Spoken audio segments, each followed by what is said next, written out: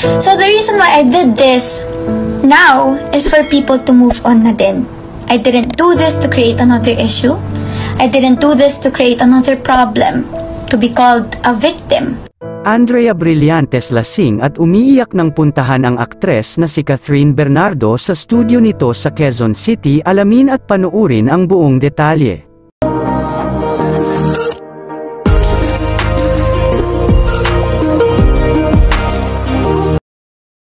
Matapos ilabas ng Philippine Entertainment Portal o PEP ang balitang inamin na ng aktres na si Andrea Brillantes ang nangyari sa kanilang dalawa ng aktor na si Daniel Padilla.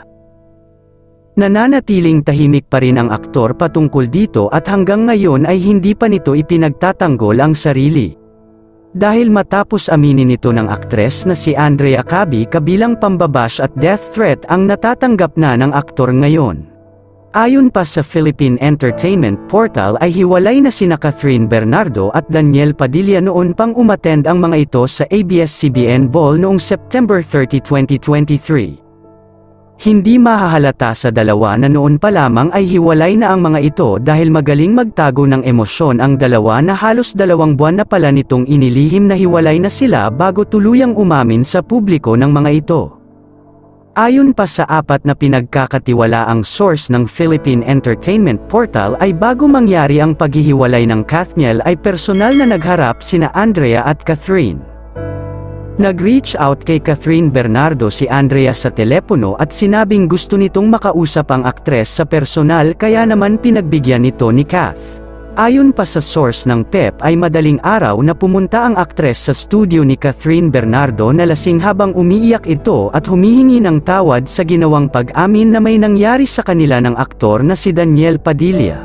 Inimbitahan daw ito ni Daniel Padilla noong November 30, 2021 kasabay ng kaarawan ng ina ni Daniel Padilla na si Carla Estrada sa bahay mismo ng aktor at sa panahong iyon ay karelasyon pa ni Andrea ang aktor na si Seth Fedilin. Na naging dahilan ng paghihiwalay nina Andrea at Seth dahil nahuli si Andrea na nagpapalitan sila ng mensahe ng aktor na si Daniel Padilla at may mga screenshot umano ang aktor na si Seth dito. Ayon pa sa source ay 1 beses lamang ang pagkikita nina Andrea Brillantes at Daniel Padilla, ngunit tanong pa rin ng marami kung anong motibo ng aktres na si Andrea Brillantes bakit umamin ito sa aktres na si Catherine Bernardo.